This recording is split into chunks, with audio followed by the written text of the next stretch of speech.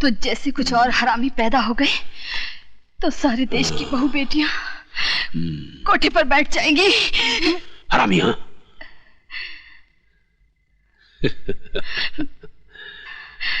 मैं औरतों को कष्ट नहीं देता, उन्हें प्यार करता हूं।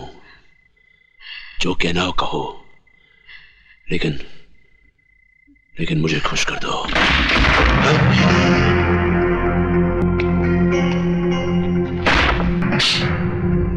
खुशी तो तुझे अपनी बहन बीवी को डीसीपी देशमुख के साथ सुलाकर भी होती होगी।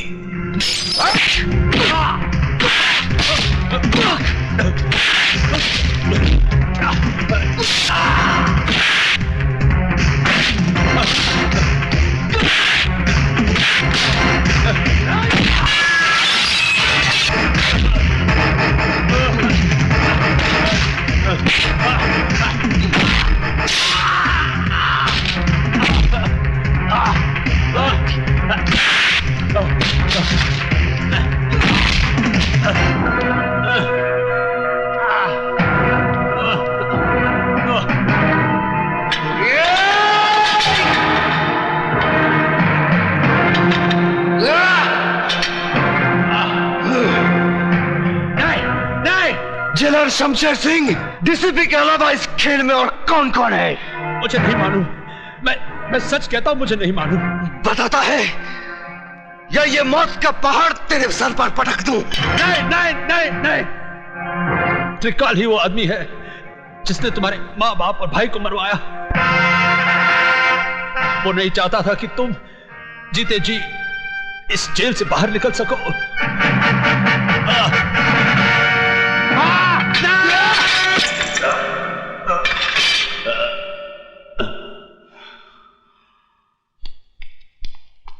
हाँ? अरे भाग गया।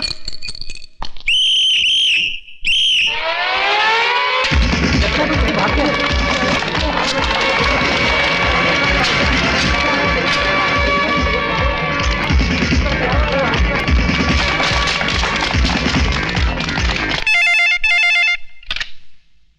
हेलो, त्रिकाल सेठ बोल रहा हूं। विजय श्रीवास्तव जेलर को मारकर जेल से भाग गया है। क्या?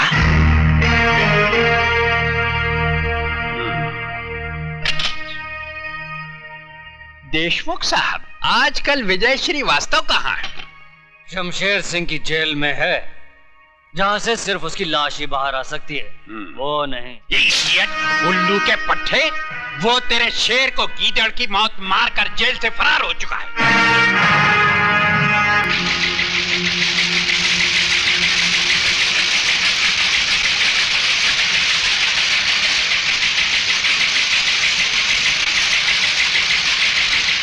डैडी, यही है वो आदमी जिसने दीपक को किडनैप किया है।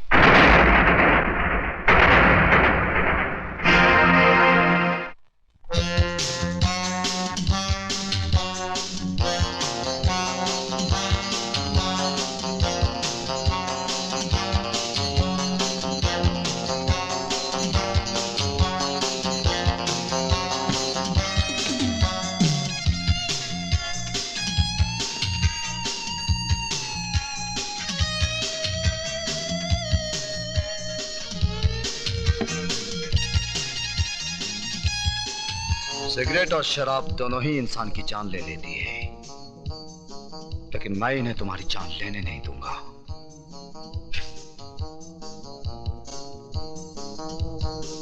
क्योंकि तुम्हारी जान मैं लूंगा।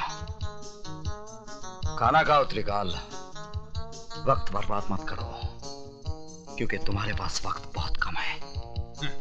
विजय बेटे, तुमने सुना होगा, जो बादल गरजते हैं वो बरसते नहीं। बरसूंगा त्रिकाल, थोड़ा थोड़ा करके, लेकिन आज नहीं। क्यों?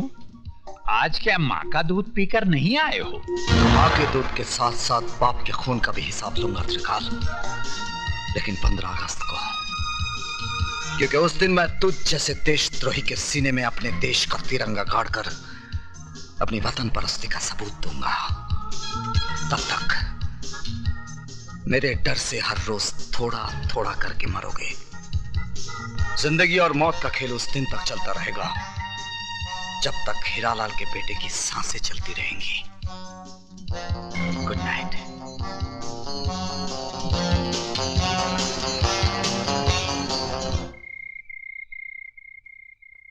विजय, पिताजी कहते हैं जहां आज ज्वालामुखी है वहां उससे पहले मीठे पानी का झील था और फिर मीठे पानी का झील होगा। इस वक्त तुम्हारे सीने के अंदर भी एक ज्वालामुखी है। जब तक ये ज्वालामुखी फटेगा नहीं, जब तक अंदर का लावा बहेगा नहीं, तुम अंदर ही अंदर इस ज्वालामुखी की तरह झुलसते रहोगे। इसलिए जाओ और अपने सीने के अंदर की दहकती आग को त्रिकाल के खून से बुझा डालो। विजय, उस जगह का पता चल गया है जहां से त्रिकाल गैर कानूनी बारूद दूसरे मुल्कों में भेजता है।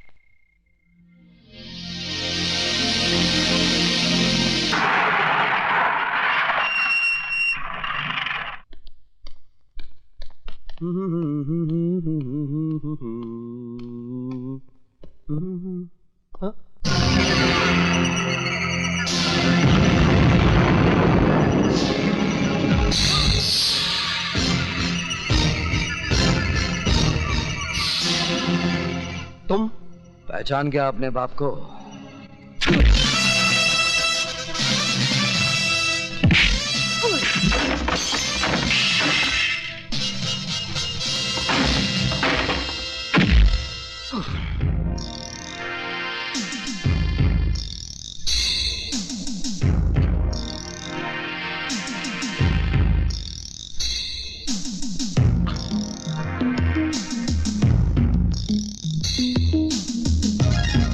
तूने मेरे घर को बारूद से उड़ाया था ना, आज मैं तुझे भी उसी तरह मिटा दूंगा।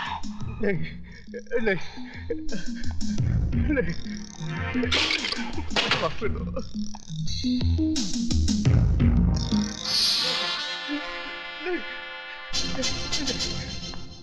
नहीं नहीं नहीं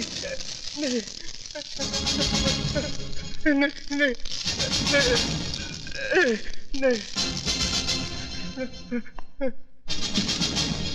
मुझे माफ कर दो, प्लीज मुझे माफ कर दो।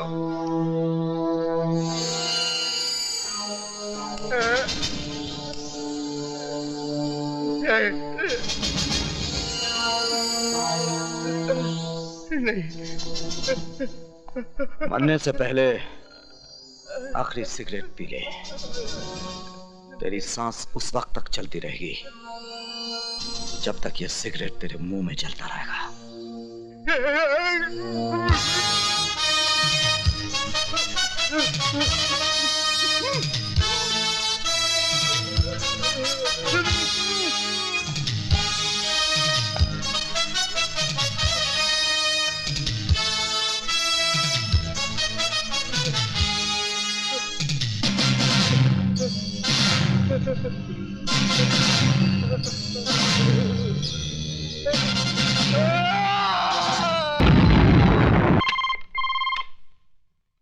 त्रिकाल स्पीकिंग। जिस बारूद के ढेर पे बैठकर तू दूसरों की जिंदगी का फैसला किया करता था ना, उसी ढेर को मिटाकर मैंने तेरी कब्र खोद दी है। यकीन नहीं आता तो अपने गोडाउन के धमाकों की आवाज को सुन।